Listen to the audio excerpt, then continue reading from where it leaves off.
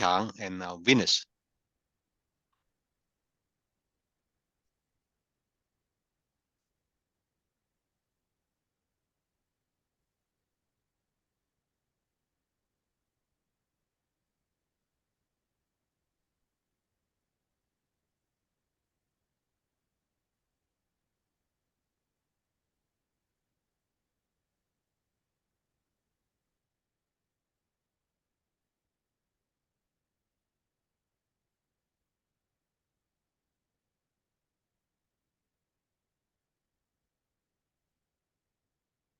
Hello, good afternoon, everybody. So thank you for joining this webinar. And good afternoon again. I'm Mike Lai, the Editor-in-Chief of the Journal of Shipping and Trade. Thank you for attending this webinar, which is a Maritime Week 2023 activities in collaboration with the Knowledge Transfer Forum of the PolyU Business School and its Shipping Research Center. The topic of today's webinar is the shipping ecosystem. As you are aware, in recent years, there have been many discussions on shipping ecosystem and the competitions of a region. The shipping ecosystem involves an interconnected network of various parties handling the process of shipping goods from one place to another. These parties include export-import firms, shipping companies, logistics service providers, ports, customs, freight forwarders, brokers, insurers, and end customer. In the ecosystem, each party plays a specific role and interact with others to ensure the smooth flows of goods across the borders. The ecosystem also involves various regulations, technologies, and infrastructures facilitating shipping operations. In today's webinar, I have invited 3 speakers, and they are experts to share their experience and research on the shipping ecosystem. Our speakers in today's webinar include Alessio Tei from the Applied Economics University of Genoa, Italy. Alessio is here. And another speaker is Qiang Zhang from the Shanghai Maritime University of China. Qiang is also here. And the third speaker is Venus Lun from the Logistic and Supply Chain Multi-Tech R&D Center of Hong Kong. Venus is here in this meeting. And this webinar will begin with sharing research or views by the speaker on shipping ecosystem issues, followed by a Q&A sections. And may I now invite Alessio to start his sharing first. Alessio, please, you can share your PPT and also your insight and lead the discussion. Oh, thank you. Thank you very much for having me here. I hope you can see the PowerPoint presentation I prepare. It's obviously an honor to be part of this webinar. I'm Alessio Tei from the University of Genoa. I am working on applied economics point of view, particularly on maritime logistics. And I would like to focus my speech on the link between some new trends when it comes to new fuels, digitalization, and robotics applied to shipping and maritime logistics, and the role of networks and the local ecosystem, so the stakeholders that creates the port environment. That is what I would like to discuss. When it comes to innovation in maritime logistics, particularly, it's quite important to understand that there have been a lot of studies on the subject topic, and most of the study converge on a specific idea that there are specific network issues in maritime logistics that create barriers to innovation unless there is this concept of ecosystem that is in place. And the concept of ecosystem is basically a balance between competition, that is still quite a good characteristic, and cooperation among the stakeholders involved in the innovation process. Because of that, radical innovation are uncommon and take much longer than in other sectors to be deployed. And quite often, it's really hard to evaluate the success or not of specific innovation. With most innovations that are finally deployed that actually are achieving unintended goals. So the goals that have been the reason for their try, development, and deployment are not often listed at the end as the main success factors that allow the innovation to be a long-term deployment activity. And this is done from ports, it's done for shipping, and the minimum common factor is the fact that the role of stakeholders is always important. And whenever the key stakeholders of a specific ecosystem or a specific supply chain is identified as someone that can gain from the innovation deployment is when the deployment is really effective. And quite often, while we try to see the technological and technical issues behind the innovation, quite often the real barrier is not a technical and technological issues, but is the stakeholder involvement within the innovation deployment. And this can be seen when it comes to social and labor impact of specific innovation, the role of public authorities and their planning and alignment with their planning that quite often create lock-in effects and specific barriers, as well as processes and procedures that need to be aligned, that are quite often internal processes and procedure of main stakeholders in shipping, such as shipping companies, that need to be realigned with what is happening outside. And this is costly, and therefore it's easier or cheaper to wait and see rather than to be involved in the innovation process. And that's obviously quite important. And if we look at the main kind of buzzwords of the last few years, such as blockchain, synchronodality, automation, new bunkering, and so on and so forth, we see that there is a lack of specific KPIs for which we can communicate it. You can communicate to a variety of stakeholders what is the advantage to come on board in this element. And again, that is quite relevant, making less effective the perspective timeline from blockchain, synchronodality, AI, and so on. We are experiencing a lot of delays in respect with what we were planning at the beginning in terms of employment and implementation. And this is quite often connected with this absence of communication of clear KPI and therefore involvement of stakeholders. And this is clearly identified when it comes to synchronodality, just to give you an example, in which years ago, we were planning to have a real synchronodality with real-time decision and everything interconnected, including pricing and sharing of data and so on and so forth by now. But we know that actually, if we are really at level, we are at the moment between level 2 and 3 in most cases, but level 4 and 5 of the synchronodality implementation is far away. And while every year we kind of update the timeline, we don't really know where we are going to be soon enough. And these quite often is because data that are the trigger of many of these innovations have a specific competitive value. And this competitive value is really hard to be shared in the ecosystem if there is no ecosystem. We define that, but there are many boundaries and limits. And this is something that is slowing down a number of initiatives, in my opinion. In order to discuss this a bit more comprehensively, I actually, together with my group, I perform a systematic literature review, specifically on ports and maritime logistics. And we can say that a huge amount of studies on this kind of subject topic. There are more than 3,000 studies. Obviously, if we look at specific elements, such as specific technology and so on and so forth, the number of papers is really, really limited. But what is of interest is that most of technologies have been studies only starting from 2018. So it's most of technologies that now we consider the future maritime logistics is there have been studied from an academic point of view quite recently. 50% of the paper have been published after 2018.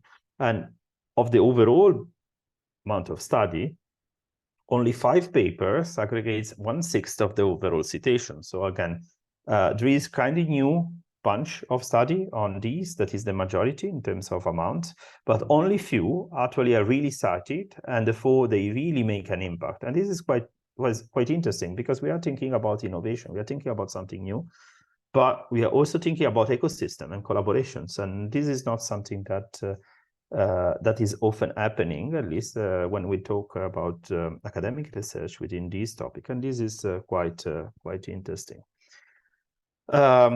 Main business and economic papers are either case studies, or they try to discuss effects that will be happening in the future if certain conditions are met, but quite often they are not. And that, again, quite interesting. Case studies are really important to understand innovation ecosystem. And while innovation ecosystem can be defined as the group of stakeholders that consistently work together to promote innovation in one specific port cluster, and that is what we are studying as academics, it's quite interesting that the lessons to be learned are not necessarily transfer among the academic community, and that I found that quite interesting, because if we do a network analysis within the papers that have been published on the subject topic, we would discover that most authors write with their own inner cycle of authors, but there are really few international collaboration to transfer this competence and knowledge. And in my opinion, it's quite interesting. And that is the same thing when we go on international collaboration. And if we look at the study, there is really little of local and cultural issues that is really investigated. But when we go on innovation studies theory, we would discover that actually local and cultural issues are important in order to find a new effective implementation plan for innovation. And that's quite interesting, because methodological study for the assessment are based on case study, so it's difficult to generalize. Because of that, we have main trends and buzzword, and that's not effective. There are a lot of pilot cases that are telling us success stories. That's wonderful, but the problem is that there should be also a bunch of studies that tell us also unsuccessful story to understand the phenomenon and to understand the transferability of the lesson that have been learned. And this is obviously not something that is common at the moment, as well as the network to understand what are the cultural and local characteristics that could facilitate the transfer of certain technology and certain innovations, and to allow ecosystem from all parts of the world to learn from each other. That, for me, it's super interesting, because this is obviously something that, again, if we look at innovation study approach, that is something that should be mandatory in order to be able to have this transfer. On the other hand, while academic literature works like that, or seems to work like that in most cases, if we look at the gray literature, that's not the case. So quite interestingly and differently from other sectors, it seems that when it comes to innovation in maritime logistics, we have one kind of trend of having pilot cases, use cases, and so on and so forth, but little about cross-national cooperation. On the other hand, if we look at industries and companies, since they have born to be international, more or less from the beginning, the key actors, they are more keen to collaborate. And this is translated within the gray literature activities. And in order to discuss this and to propose one of example, I would like to briefly discuss, for instance, what is happening in my own region, that is Liguria region in Italy, in which a project funded with research money from the European Union, that is on robotics and AI, has been born to be knowledge transfer, directly working between mixing up academia and companies, specifically with main partners being all companies, focusing on specific innovations or specific technologies in collaboration with the main ports. And this is, I'm citing this example because, it's my home, so it's lovely to mention this, but specifically because this is what is happening in different parts of the world in order to promote innovation with actual and real impact on the port region. And this is something a bit different from what is experienced by other sectors, in which there is one industrial leader that is either leading the innovation or research institutes that are promoting innovation. While in port sector, the port cluster, the ecosystem is most hopefully the one that is more likely to be successful in promoting certain technologies. And the RACE initiative, for instance, that I'm showing you here is focusing on robotics and AI, but it's just one of the many examples that we can find worldwide of these collaboration among industrial partners in order to deploy directly the technological solution. And while in digitization, we can find many examples of that, Traces was just one of the examples. It is quite interesting to notice that when these collaboration is not as much effective as it should be, we are creating barriers to this innovation. And the new fuel policies is a brilliant example of that. Since there are conflicting interests among the different stakeholders locally and worldwide, because there is an issue in trying to understand what we should invest in and who is going to lead the investment process and the transition and so on and so forth. At the moment, we are kind of stuck in this transition that is not as much effective as it should be and is not as much fast as it should be. And the fuel issues is again a brilliant example in which there is ports that do not know what they should invest in, and shipping companies that are delaying a number of investments because they don't know which will be the bunker of the future, and they don't want to waste their money, or they risk to be out of the business. And there are a number of intermediaries that are still experiencing issues worldwide. Obviously, this is linked to the barriers of innovation that are well defined in literature. But among these barriers for innovation that are connected with maritime logistics, while technology and knowledge per se is there, we know which kind of bunker we might produce. We just need to understand with the implementation deployment process. A lot of these technology advancements are lacking collaboration with the industrial partners to understand which will be the standard. And therefore, economic interaction, stakeholder collaboration and cooperation are the real barrier, for instance, in this case, that there were, at the moment, they are not, when it comes to automation and digitization, for instance. And this is the reason why we consider that a bit more mature. And we find that a bit more commonly used for both shipping, navigation, and port operations, rather than for fuel transition. In my opinion, one of the success stories that we can tell, or probably in the future we can tell, now it's too early to say, is actually when the collaboration starts exactly from at the beginning, from scratch.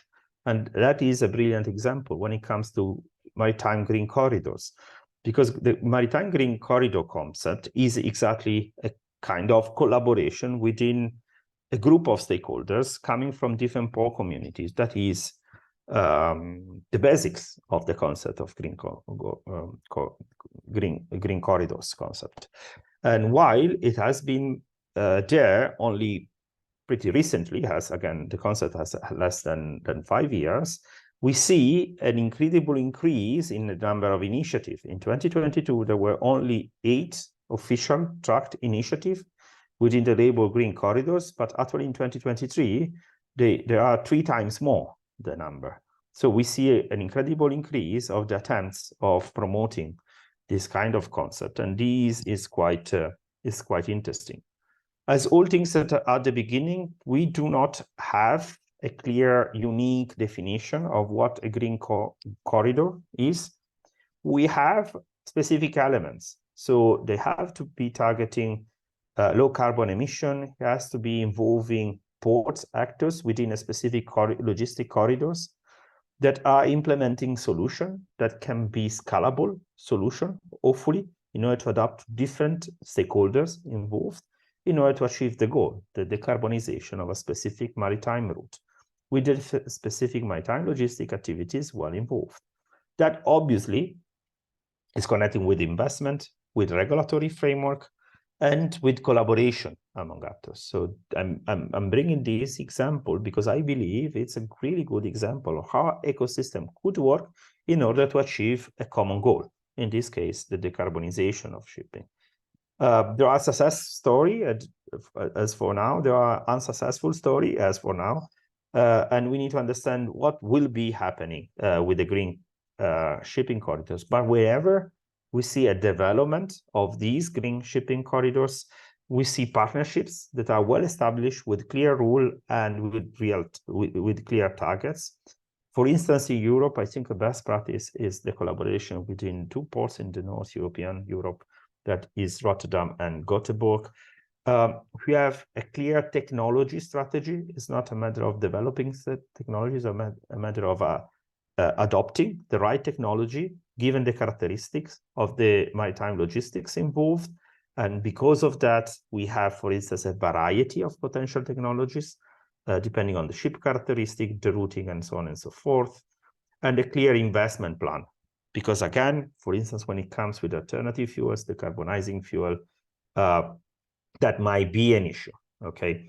And therefore, there has to be a clear plan that is involving all actors on the network. The ecosystem, the network is obviously super important. Why is all of this relevant? Because we have a long-term goal, okay? And we need to target that.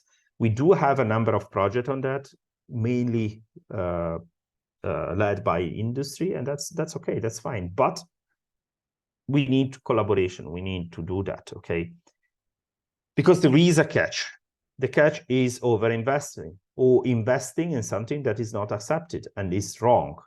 And because of that, the collaboration, the ecosystem allow us to align strategies and standards and to promote both in a consistent manner. And this is what these collaboration are doing.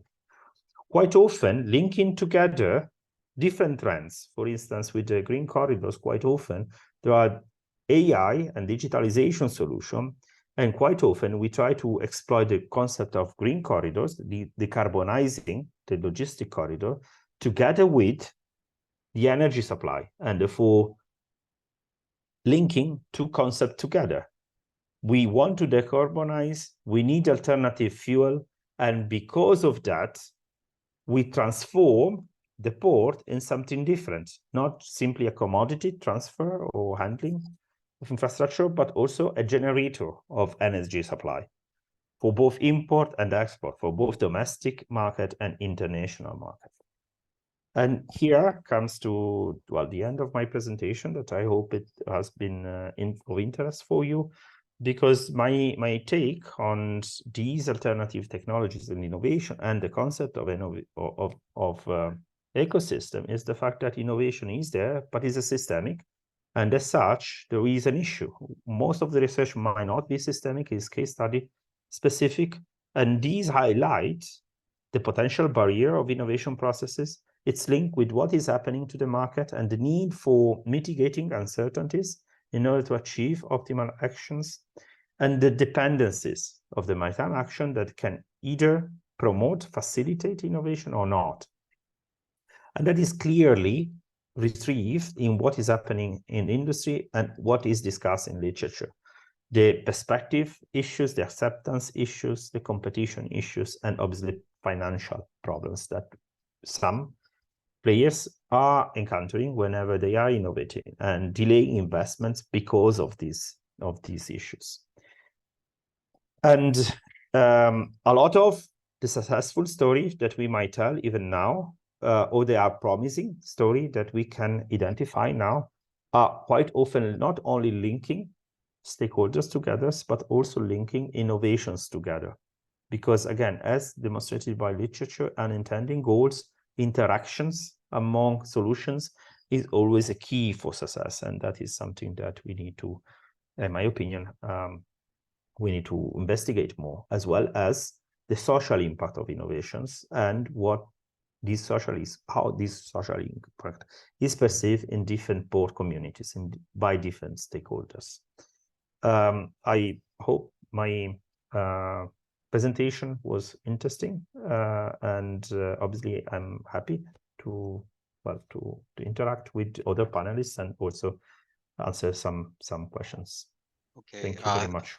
Okay, thanks a lot, Alessio, to share with us about the innovations in maritime logistics and also how the innovation work in the shipping ecosystem. We left all the Q&A at the end of this seminar. So may I now invite Zhang Qiang to share with us about his research on about the ecosystem shipping.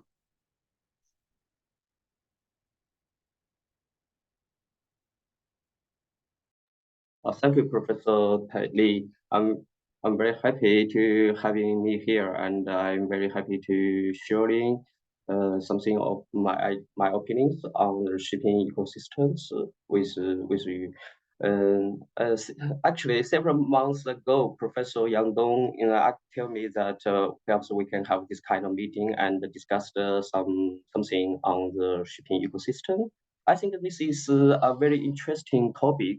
Actually, till now, I haven't yet conducted a very comprehensive and in-depth research on shipping ecosystem. But yeah, from the perspective development in China, I would like to share some opinions and share some of the phenomenon I observed from the mainland of China.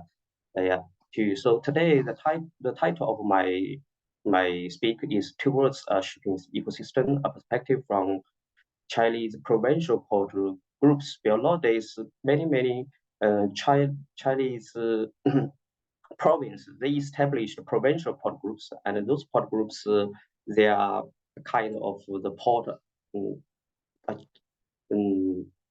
big port groups, and they claim that they want to build a kind of shipping ecosystem. And today, the main content of my speak here is three parts. And first, I want to talk about the shipping ecosystem from the existing literature, and then we talk about the Chinese provincial port groups and their efforts in establishing shipping ecosystems. And the last part is about my own opinions on this phenomenon. Yeah. And regarding the shipping ecosystems, actually from the existing literature, shipping ecosystems is not a concept that used frequently. Actually, there is a more common concept that used in the existing literature, that is the maritime cluster. Yeah, actually, in the past decades, a lot of literature, they research the maritime clusters, and just like Singapore, and they want to build a kind of international maritime center. And yeah, for Shanghai and Hong Kong, they mainly use the shipping center, but in Singapore, they use the maritime center. And the maritime cluster is actually already established there. And from the paper from the Lodrux in 2017, and this paper, they considered the maritime cluster from different perspectives. And the paper think that maritime cluster can consider as a kind of industrial complex, and also can consider the maritime cluster as a agglomeration of interlinked industries, and the maritime cluster can consider as a community-based network. And actually, from different perspectives, we can find that maritime cluster actually, we talk about maritime cluster is about there are different stakeholders. They are amalgamated in a specific geographical concentration of maritime industries, and the various stakeholders, including the ship owners, freight forwarders, ship agencies, and broking houses, and some financial organizations, etc. Yeah. And Mostly, we find that the existing literature, when they talk about maritime clusters, they also take the port as a core port companies or port as a very core part of the maritime cluster. So that is why some paper they claimed that the ports can be perceived as a local business ecosystems. So nowadays, when we talk about the shipping ecosystems, actually we're based on a kind of the shipping hubs, and we know that perhaps only ship hubs they have relevant conditions to establish a kind of the shipping ecosystems. From the existing literature, I also find that some scholars they propose some concepts such as the port service ecosystem. And we find that the port service ecosystem, this concept actually is very similar to the concept of maritime cluster and the concept of shipping ecosystems. But in the concept of port service ecosystems, they lay more emphasis on the port, and they think port play a more important role in the establishment process of shipping ecosystem. From my own view, I think that there is some characteristics when we talk about the shipping ecosystems or talk about the maritime clusters. And I think for the majority of the shipping ecosystems that is established in a port city, is a kind of the port city based.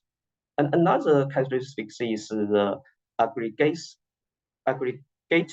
because we can say that the shipping ecosystems actually it is a kind of agglomeration of the interlinked industries and interlinked of the shipping and port related stakeholders, such as we know the shipping companies, the port companies, and the port handling companies, and the agency, freight forwarder, and the broker houses.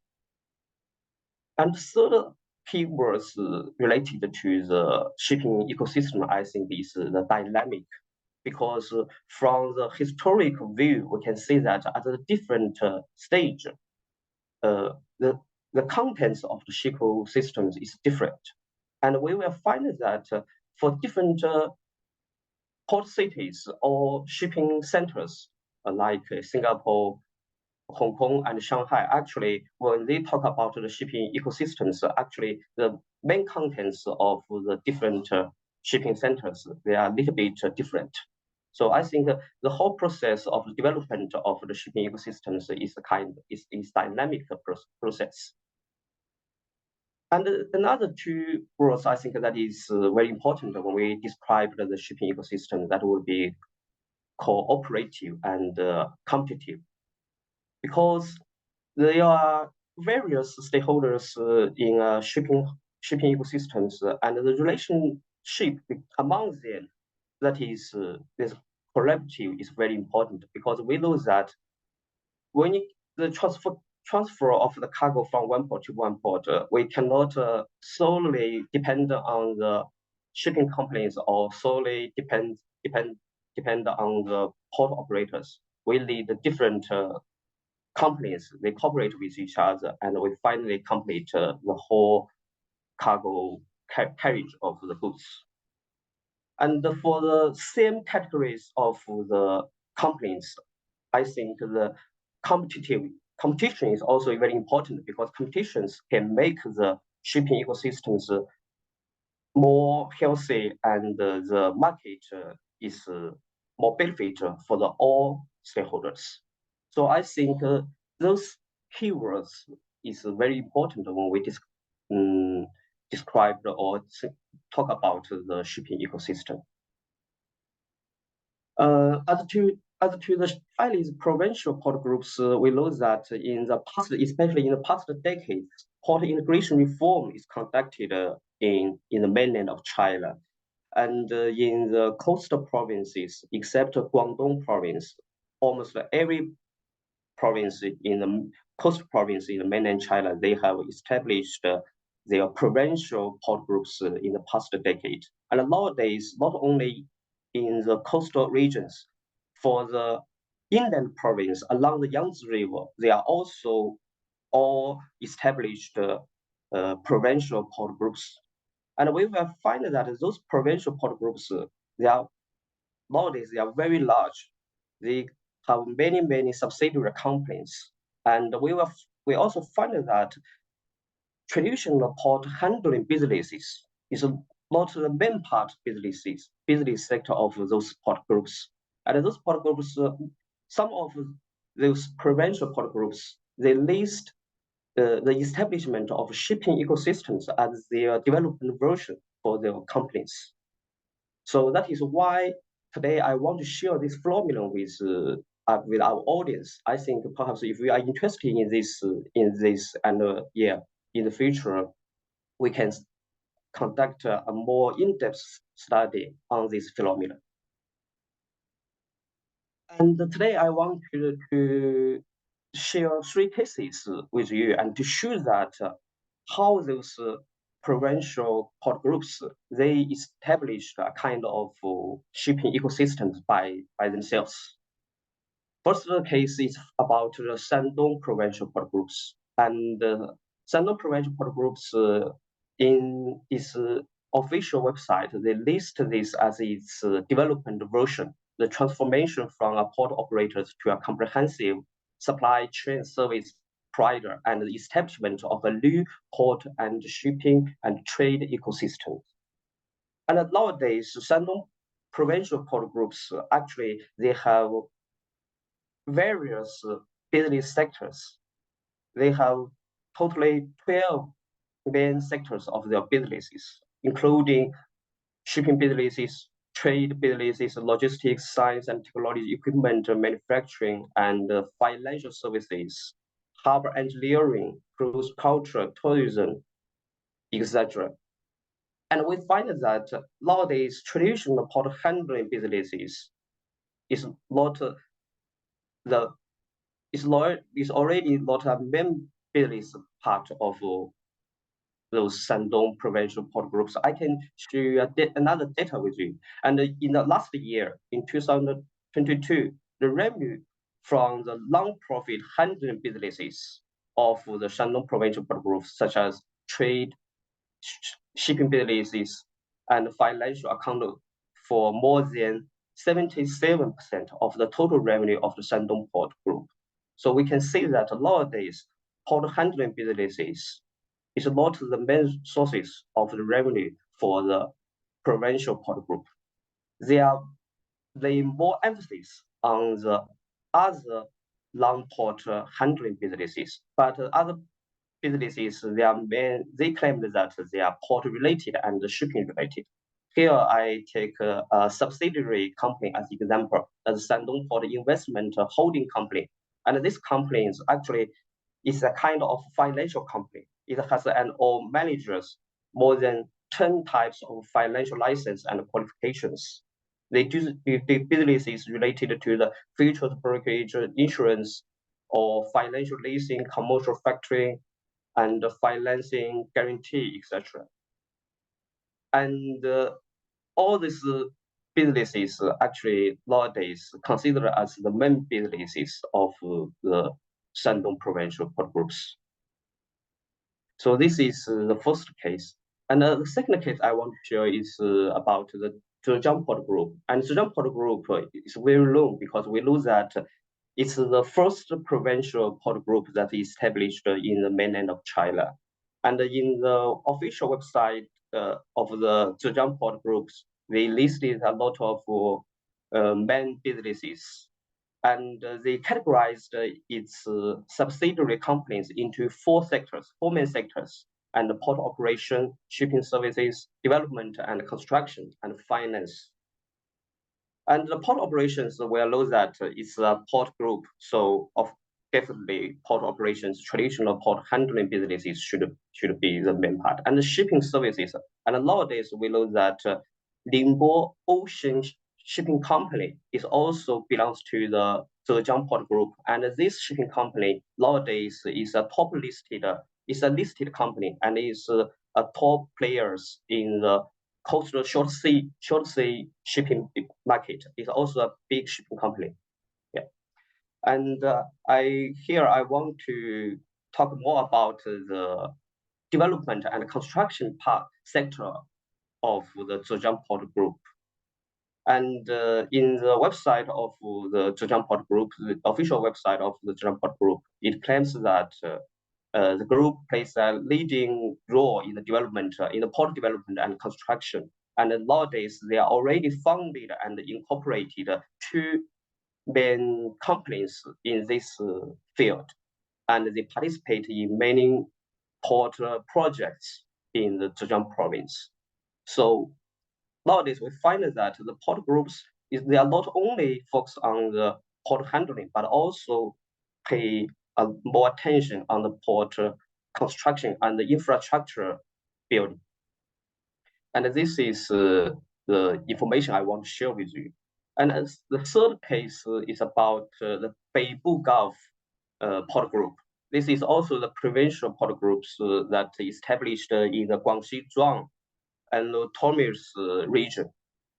And the Beibu Gulf Port Groups also is takes ports as a core, but it focuses on the industry chain of the port, manufacturing, trade, and they finally formed a kind of 7+1 business sectors in different fields. Ports, logistics, industry, trade, construction and development, energy, finance, investment, and navigation locks, because they operate and manage a lot of locks in the pure rivers. And here I would like to take the industry sectors of the Beibu Gulf Port Group as example, because this company is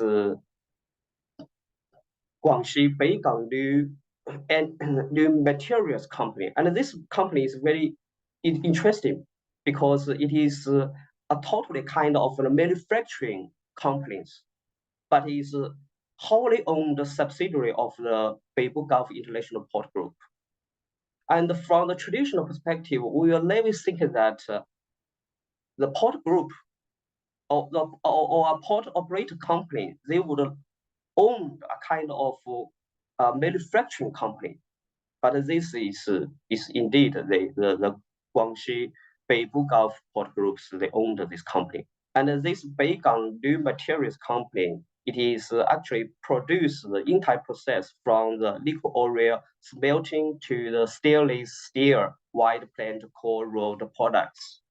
And every year, this company, they import a large amount of the liquid oil from Indonesia. And all this liquid oil is also a main sources of the port throughput cargo for the Beihai port. So that is why Beibu Gulf Port Groups, they consider that those manufacturing companies also are very important for them. And they also consider that they own this kind of the company as an element for them to establish a kind of the comprehensive shipping ecosystems, because they think that it is a very benefit for them to improve the port throughput of its ports. And this is exactly the 3 examples and 3 cases I want to share in my presentation. And the last part, I want to share some of my own opinions on this phenomenon. Why nowadays we find that those provincial port companies, they build kind of the shipping ecosystems by conducting or adopting the strategy of the business diversification. And I think these 3 questions that worthy our thinking, and perhaps they also can be a kind of academic research questions for us to explore. And the first is, what role should port operators play in the establishment process of a shipping ecosystem? And if we want to build a kind of a shipping ecosystem, what exactly the role should the port operators play? although we know that the port operators, they are very co-players in the process of building shipping ecosystems. Should the port operators, they do everything, they do every kind of port and shipping related or trade related, international trade related businesses. And for specific port operators, we can say that is the business diversification the inevitable measure for them to establish a shipping ecosystem. And the third question I want to say that is, what's the exact relationship between the port company-based shipping ecosystem and the port city-based ecosystem? Because in the past, when we talk about shipping ecosystems, actually we talk about a port city or a maritime cluster, a maritime center city or shipping center city. It's based on the whole city, and we would like the different various stakeholders, port and shipping related port stakeholders, they are aggregated in a city. But nowadays we find that a kind of the port companies, they conduct the business diversification strategy. They do different kind of the businesses and claim that they want to build kind of its own shipping ecosystems. And what's the relationship between these two different levels? I think this is indeed a very interesting issue that we explore in the future. Okay, thank you. This is what I want to share with you guys, and yeah, I'm very happy to have this opportunity to share the phenomena I observed in the mainland of China regarding the development of the provincial port groups. Thank you. Thank you, Professor Lee. Okay, thank you, Dr. Zhang, for sharing about the provincial port groups, which is an important element of shipping ecosystem in China. And we will go back to your three questions that you posed as a reflection to elaborate further about these questions about the role of operators and also the company-based versus or port-based. For cities-based ecosystem. We also discuss about this issue later in the Q&A sections. And we have the third speaker, Venus Lun. She will share with us from a technology perspective, I trust, about the ecosystem from a technology perspective. Venus, please.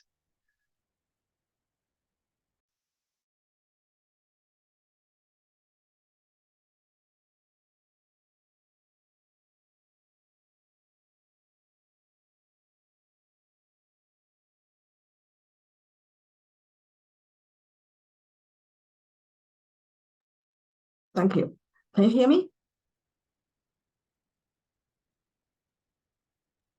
I can hear you, but you need to share your screen. I just see your sharing, but the sharing disappear. You need to share again. I cannot find it.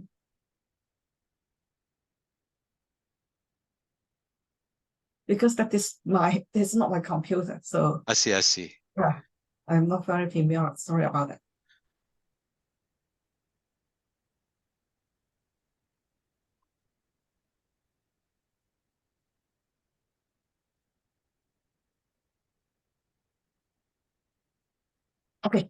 Okay, thank you. So thank you very much. Then I'm very happy to have the chance to share the topic that is the digital ecosystem. So what I'm going to discuss today is the digital ecosystem in logistics and supply chain. Then here is the agenda. Then first of all, I will try to discuss the concept of smart logistics. And then two key concepts will be discussed. One is the supply chain digitalization, and the other is the ecosystem. And then I would use the use case to talk about the ecosystem in logistics and supply chain. So first, then I will go to the smart logistics. Now, smart logistics is a very important topic. Then we have a lot of the discussion regarding smart logistics, particularly after the Industry 4.0. Now we have the Industry 5.0. basically, when we talk about the smart logistics, then we have different stages. So here are 4 key stages. The first one is the use the intelligence or the technology in each logistic function. When we talk about the smart logistics, of course, then we talk about the application of the technology that I will discuss later on. But applying technology, then we have different scope. The stage 1 is in each individual function. And then stage 2 is talk about the operation process. It's not only one function, it is the whole process. Then we try to use the technology to make sure that the whole logistic process is able to be improved in terms of the efficiency and productivity. And the next stage, stage 3, is doing the optimization. It is not only apply technology in the logistic process that we want to automate. For example, we use some kind of the AI or some algorithm to do the prediction and make sure that our operations is able to optimize in order to minimize costs or maximize our productivity. So that is stage 3. Now, stage 1, 2, and 3 is mainly on the operational, and in many situations it can be done within an organization.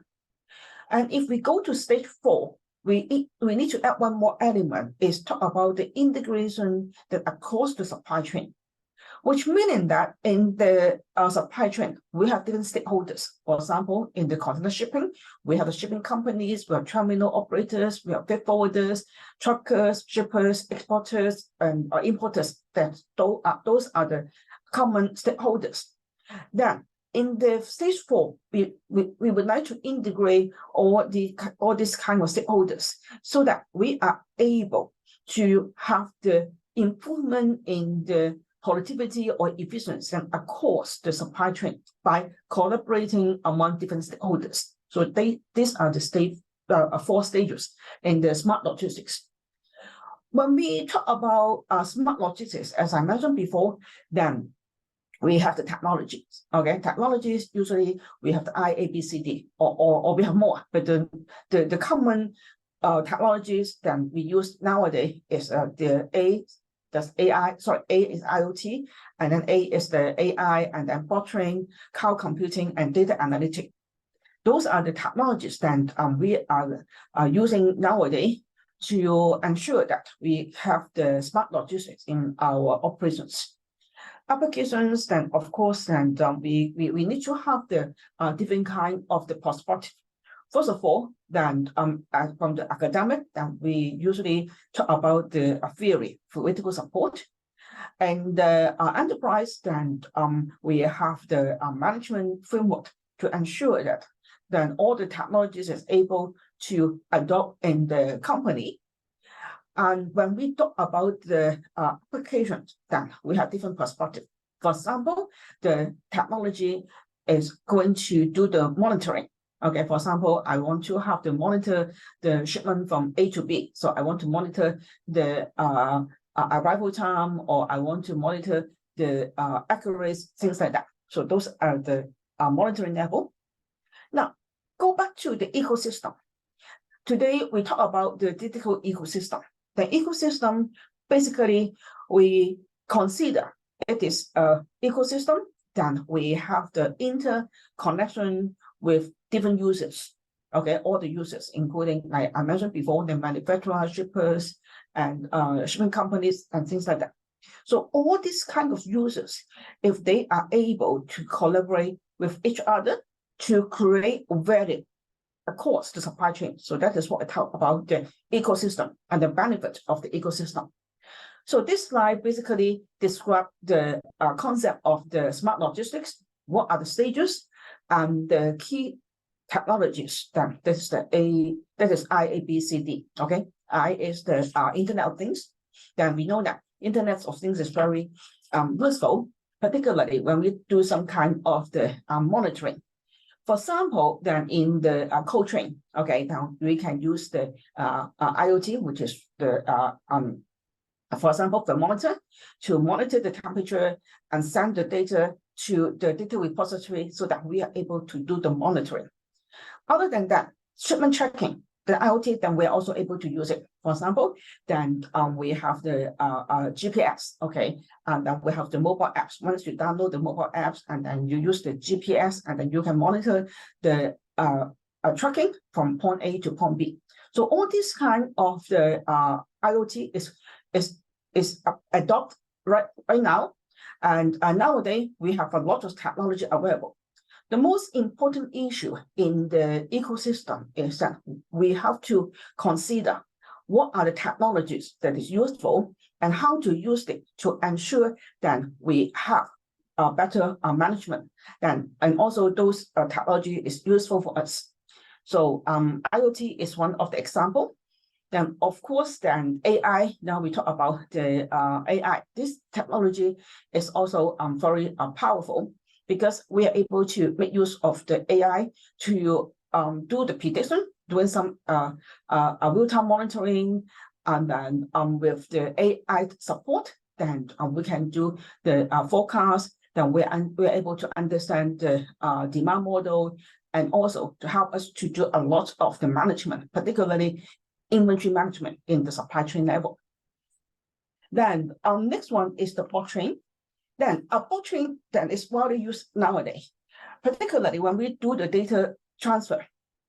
If I have some confidential data, and if I don't want to let it to be open to all the parties, so blockchain is a very good tool, so that we are able to do, on one hand, data transfer, and then we have all the records then tracked in the blockchain, and then it is secure, and no outsider is able to go in and look in the data.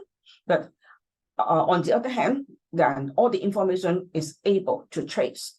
So in the supply chain, particularly talking about the contract, so we have the smart contract, and this is a very valuable technology that we are able to use in the supply chain. And next one is the cloud computing. And in our technology, in terms of the history, then we need to have the computer, and we need to have the in-house server. And in that case, then we need to have a huge investment. Nowadays, we are able to use the cloud computing, and it is very flexible, and then you can adjust your capacity. In many situations, then you consider different cloud supplier, what are their value, and then you can subscribe and then make use of the cloud computing. They even have their virtual machine, then you don't need to invest in the software. And using the cloud computing is a very powerful technology that support then you to do the daily operations, particularly in the data storage, and also some software development. Then next one is the data analytics. Now, data analytics is getting more and more important. We have more and more tools to do that. And the simple data analytics that we use is the regression, of course. And we are very familiar with using the regression. We are able to know about the pattern and track. But other than that, we have an optimization model. And we also have the other data analytics help us to do the monitoring of the supply chain, to understand the KPI, key performance indicator, to see the performance of the suppliers, and also to help us to do a lot of the monitoring. And at the end, it supports us to do a lot of the decision, to make the right decision. So those are some of the examples that we always talk about, the IABCD. Now, after a very brief discussion about then the available technology, those are some examples. Of course, we have some more, like the ChatGPT and Metaverse and things like that. But those are some other things that is newly developed that we are not widely adopt in the supply chain management. But the examples, and I just mentioned, is the technologies that we usually adopt and can help us to improve the supply chain management. Go back to the digitalization, okay? So digitalization is not a new concept. We have the transfer of the information into digital format. For example, text, image, audio, and video. Those are the concept of the transforming the paper or into the digital format. But digitalization is one step further, is that we use it to the business process, okay? And we adopt technology to change our business model. And also, it is a concept that we usually talk about the collect data, and then to do some data analysis, and then to make use of the data to have the better decision making. So that is the key concept of the digitalization. Now, when we talk about the digitalization, it can be applied to many different areas. Now, I focus on the supply chain, okay? Now, in the supply chain, if we talk about the digitalization, then we have the process. First of all, then, as I mentioned, then we have the paper, and then we convert it into the digital format, and then we are able to process and manipulate the data. So that is first step. And other than that, then of course, then we need to have the data repository to store the data. So data storage. And with this data, we have data in the data repository, then from time to time, we need to retrieve the data and do the analysis. And then after we have the output, then we transmit the data and share the information with others. And particularly in a network, then we're able to share the data to make sure that the stakeholders in the network is able to make use of the data to make better decisions. All right. So that is the digitalization concept in the supply chain. We use the technology to improve the business operations. And if possible, then we want to create new value, and we have the better business operations. So that is the digitalization in the supply chain. Now, in the supply chain, then of course, then we understand that then we have different stakeholders. All right. Here we have some examples, including suppliers, manufacturers, logistics service providers, traders, and regulatory bodies. All those stakeholders, then if they have the digitalization form of transformation, then it is expected that they're able to get some benefit. Here we have some examples about the benefit. For example, then a supplier is able to improve the process, and then logistics service providers is able to provide better service to their customers. So that is the idea about the digitalization in the supply chain. Now, when we talk about the digitalization, of course, then we have many benefits. So here are some of the examples. Now, first of all, is to facilitate the integration of different systems. As I mentioned in supply chain, then we have the different parties. For example, shipping companies, their own system, terminal operators, their own system, and then logistics service providers, their own system. With the digitalization, it is possible for them to do the data transfer so that they're able to connect with each other, then they have the operations that integrate together to improve the overall business process. So those are some benefits. But one of the most important benefits that we are able to see from the digitalization in supply chain is that we consider that is the supply chain visibility to enhance the cargo traceability and also the transparency. Now, we talk about a lot of the concepts, all right. Then if we talk about the digital ecosystem, then we know that it is a system, it is a platform, then we have different users. Later on, I will try to give you one use case that it is possible for us to understand what is the digital ecosystem and what we are doing nowadays to make use of the digitalization to achieve the supply chain visibility and also trade facilitation. In general, when we talk about the digital ecosystem, then we classify into different categories. It can be project-based, it can be process-based, and it can be a platform and industry and many others. what we are going to discuss today, I mean, later on, then I will try to provide example in terms of the platform. Okay, when we talk about the digital ecosystem, if it is a platform, then what are the use case that we are able to use? All right.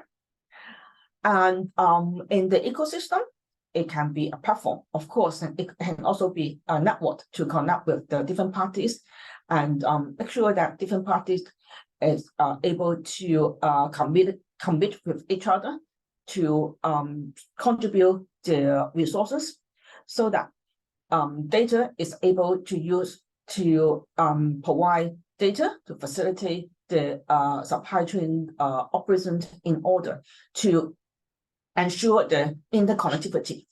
Okay. So, and here, then I have one more slide before I go to the use case to describe the supply chain concept.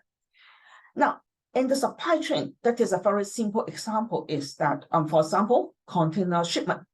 Okay, and then we have the shipper to pick up the empty container, and then we have the inland transport to transport the container to the terminal, and then we have the international transport by using ship, for example, going to the other terminal to discharge the container and using the inland transport and deliver to the consignee. So here is a very simple, basic supply chain. In that supply chain, then we have to consider different aspects. First of all, then we have a different business operators. They are interdependent. Okay, then shipper rely on the trucker to do the inland transport, and the trucker deliver the container to the container terminals. So they are interdependent. Okay, and then for all the operations, individually it is one by one. So at the beginning, we talk about the digitalization is in single function, okay, single simple function. But at the end, then they have the value chain. Okay, here we talk about the value creation, full collaboration, because they need to do the data transfer. And then maybe the trucker, they get the information from the shipping company, then they know that their booking number, it is easy for them to deliver the container to the container terminals. Those are some of the value of the data. Then, of course, then in the supply chain, we need to have governance to protect the interests. For example, if I am the logistics service provider, I know the customer, I know the shipper's name, and I know the business. I don't want to give this information to the other parties. I don't want to give it to the trucker. I do not want to give it to the other service provider. So when doing the data transfer, on one hand, I want to improve the transparency to help me to improve the overall operations. But on the other hand, we have my own interests. I don't want to send everything to everybody. So that we need to have some governance. For example, we use the bot train to bot some of the information and do not want to share all the information. And using the bot train, then we are able to stamp all the contract and make sure that my agreement with my client is able to stamp in the contract. So that is some governance that we are able to adopt in terms of the supply chain. And last but not least is the knowledge sharing. For example, today we have the knowledge sharing, and which meaning that every single enterprise, then they may have their practice, that it is better to have the knowledge sharing so that we are able to share the best practice and we are able to learn from each other. All right. So that is the concept of the ecosystem and the shipping and transport logistics. And then next, then I will use one use case to describe the digital ecosystem. We talk about a lot of concepts, what we need to do, what are the technology. Here is one use case, one example that we are doing right now, and to integrate different stakeholders so that we can have the supply chain visibility and also the trade facilitations. Okay. And supply chain actors are the buyer, seller, business partner, transport operators, and those are the business partners. And I will have a different module. Basically, we have 3 different modules. When we combine these 3 different modules together, then we have different parties, so that with the integration, it can be considered as the ecosystem in the supply chain. The first is a trade facilitation module. It is very similar to e-commerce platform. Then now we know that we have the e-commerce. Okay, then we have different e-commerce platform. It can be very big, it can be small, it can be very industry specific. And in the trade facilitation, then of course, then we have a different individual components. Here, I try to separate them into 5 individual components. And with the components, then we are able to develop the e-commerce platform to facilitate the trade among different parties, particularly between the suppliers and also the buyers. Now, with the trade facilitation module, then that is important because right now, we can do trading. Okay, we can do trading with the email and face-to-face discussion, and we have a lot of ways to do the business. But this kind of trade facility model is an example of the digitalization. And if you just go to this module, then you can have the user registration, and then you know all the product. And then with knowing all the product, then you can do all the trading. You can also have the deal making between the buyers and seller, different kind of the inquiry, coding, negotiation, and including payment. All right. And then we also have the logistics service. Logistics service, nowadays, we have a different category. And traditionally, we have the B2B, and then we have the B2C. And now we have the B2B2C. Because then we have different business model. Then the trade facilitation module should be able to accommodate all the operations. And we also have the inventory management and also the reverse logistics. So that is the product recall in case of the product recalls in terms of the reverse logistics. And we also have the module to support. So that is the typical example of the module. And to support trade facilitation. With that features or the functions, then we are able to develop the e-commerce platform to facilitate the trading between the supplier and also the buyer. Now, when we talk about the trade facilitation, another very important issue is the trace, okay, traceability. Now, when you buy something, okay, then you may want to know that, particularly for the food, for example, then you may want to know that, and the material, the source, and then who are the partners to provide the materials, particularly in the upstream supplier. So here is one of the example is that we are able to link all the operators, including upstream and downstream operators in that traceability module. And all the operators, then they can just go to the system, do the registration to submit all the information. Then we are able to trace the supply chain. It is not only the buyer and seller and in the e-commerce.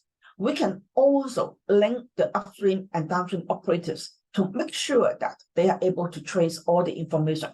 Just using the QR code here, then and you can trace the information. So that is a traceability model. And on top of it, then we also have the supply chain visibility, which is talking about the tracing of the cargo from the empty container pickup all the way to the empty container return. Now, here we also include the transshipment. We also provide some apps that is given to the trucker, so that they are able to download the apps and then they can have the information using the GPS. And we can also link with the customs, so that when they do the cross-boundary delivery, then they can have the customs information to see whether they have any problem in customs clearance. And we also have some warehouse module, so that they can just use the QR code to scan the QR code. Then they can trace the cargo. They will know the cargo condition in terms of the in terms of the transaction. If the trucker deliver the container to the warehouse, then you can scan the a QR code, you can take a picture, and then to make sure that the container is in good condition. In case of damage, then you can also take a picture and to keep the record in the system, so that all the visibility and the operations across the supply chain is able to trace. All right. So that is the example of the track and trace system. So that is the supply chain visibility. Then you can see that then we have the track and trace status starting from the vessel departure and up to the empty container return. Then this can be extended to the empty container pickup. All right. So we have the system is already able to trial by the user. Right now, it's only the track and trace. In future, then we hope that we're able to have the other module, including the trade facilitation, including the traceability. And this year, we focus on the sea transport in import and also export. And year 2024, then we will do the air transport. So that is what I would like to share. Thank you very much. Okay, thanks, Venus, for sharing your views and also your study about the ecosystem from the technology perspective. I thank all the three speakers for sharing in today's webinar from different perspectives about the innovation in maritime logistics, about the port cluster, and also the technology applications in ecosystem. Now we have about 10 minutes for Q&A sections. If you, the audience, have questions about the presentation and also the views, please feel free to raise hand in the Zoom, or you can place your questions in the chat box, so that I can also ask the questions on your behalf.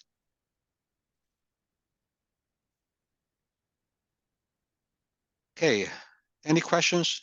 So if no, then I would like to go back to the three questions posed by Zhang about the port cluster as an ecosystem. So is it unique in China using port as a core element to develop shipping ecosystem? And also what are the key roles? What do you think are the key roles of the port operators in establishing the shipping ecosystem? Is one of their questions. What is your view about this? Thank you, Professor Lee. Actually, nowadays, I think the port operators, they definitely play a very important role in the establishment of the shipping ecosystems. But if we look at the development of London, nowadays we also find that London is a well-known shipping center, and definitely there is kind of the shipping ecosystem that is already being established in London. But in London's case, we find that actually port operators play a very few roles in nowadays. But for many other shipping centers, I think yeah, that is why nowadays when we talk about a shipping ecosystem, that is mainly established based on a port city.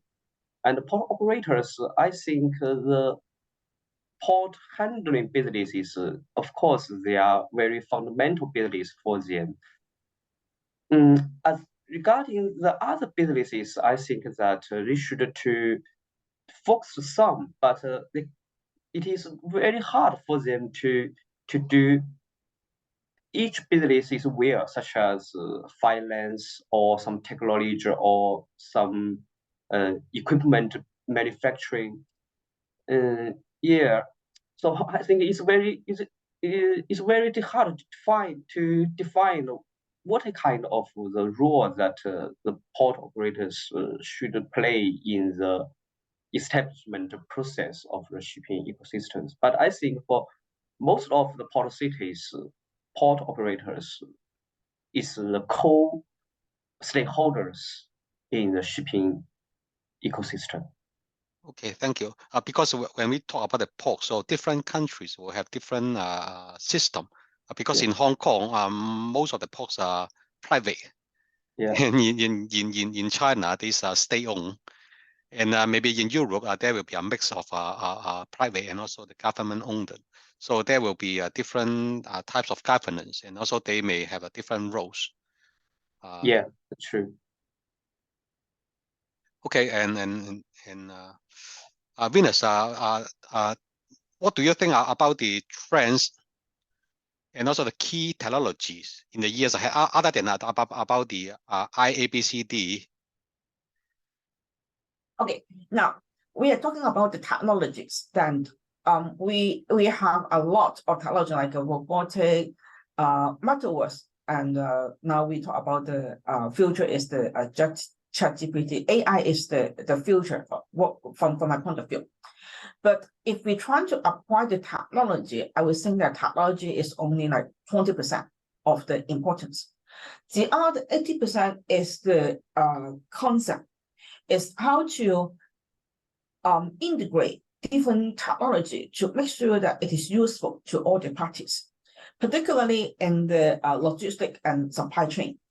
Then it is not easy to apply the technology. Although we know about, so where are the technology, what are the technology we can use it. But to use the right technology is quite difficult. And for example, now we are building the supply chain visibility. Then we use the blockchain, we use the cloud computing to build the data repository. There is usually a kind of the mix. And those technology usually is quite mature because when we use it in the daily operations.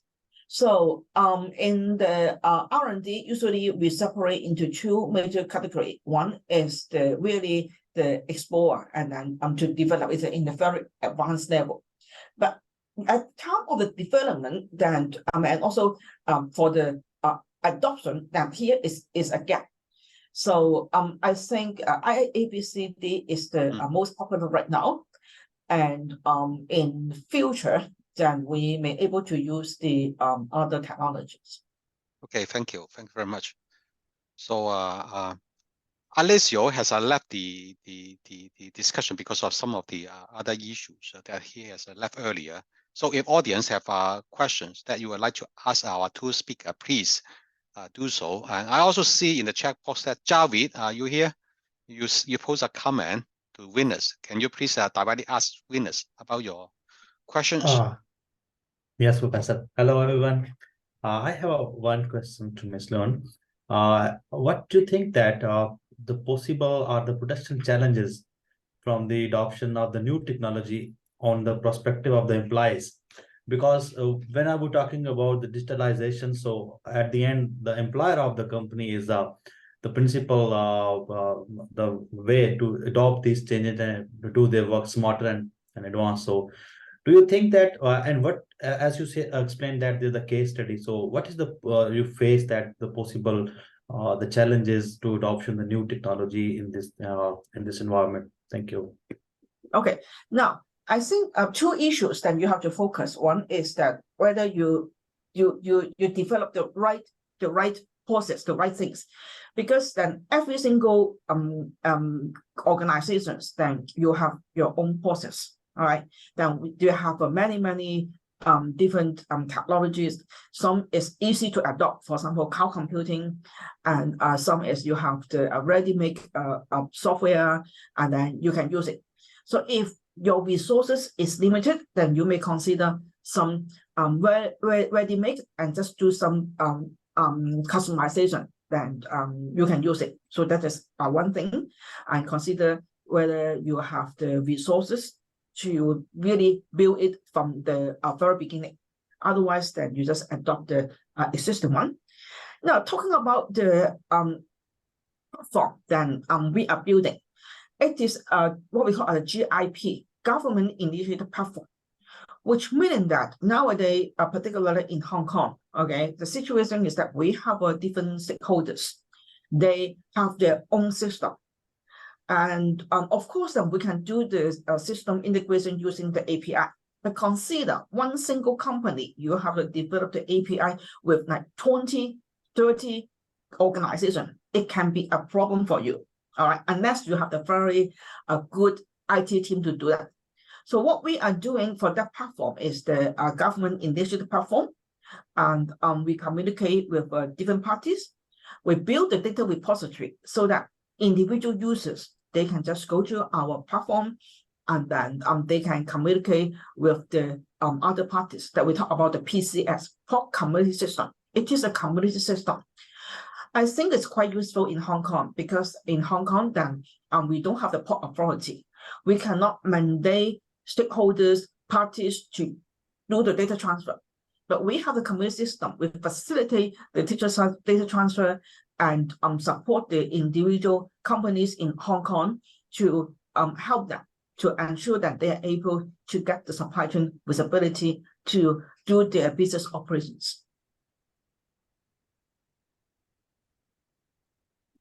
Okay, thank you. Any other questions from the audience? If no, I would like to ask one more question to Zhang Qiang. So you mentioned about the work about the diversifications. Yes. Yeah. So you mean that the port will take the lead in the establishment of ecosystem, and they will diversify the different types of business, and then diversification will eventually form into a ecosystem. Is it your meaning? Yeah, that is true. That is what I mean, that the port groups, those port groups nowadays, they are a giant company. They do different part of the business sector. That is, some of these non-port and shipping related, but most of them are under the port groups. They are actually port and shipping related businesses, and they kind of built their own. They like emperor, their own small emperor by themselves. So that is why I claimed that those port groups, they build kind of a company-based ecosystem. But actually, in the literature or in our daily life, actually, when we talk about shipping ecosystems, is kind of the port city-based. So I think there is definitely a relationship between them, and that is lead our to lead a more in-depth research of this. Yes. This is a promising research questions. So how a port will diversify the different types of shipping-related business, and also to become a shipping cluster in the region. And different country will have the different system. So we can also look into about these differences in country, and also how they evolve in the establishment of the ecosystem. Okay, thank you. Yeah, thank you. Okay, now if no other questions, now it comes to the end of this webinar. I would like to thank the speaker for sharing their views and research on the shipping ecosystem. So let me have an advertisement. Now this webinar is supported by the Journal of Shipping and Trade. So under the Shipping and Journal of Shipping and Trade, so we have a organization is called the STAR. The STAR means is the name is a Shipping and Trade Alliance for Research. So we will organize a STAR online conference in 2024 next year on the 22nd of May. So this will be an online conference. And this will be a free conference for participation and also for your presentations. So if you have interest in this STAR conference, please pay attention to the announcement from the Journal of Shipping and Trade, or maybe you can also pay attention to my post in the LinkedIn. So the online conference will address the shipping and trade issues, and also is free for participation and sharing. And then more information will be posted on the Journal of Shipping and Trade website. So you can submit your work to present or attend this conference. And the conference, please mark your diary, will be on the May 22nd, 2024. So if you have no further questions, I would like to thank you for attending this webinar. I would like to see you again in the STAR conference in 2024. Thank you very much. Thank you. Bye-bye. Bye-bye. Thank you. Bye-bye.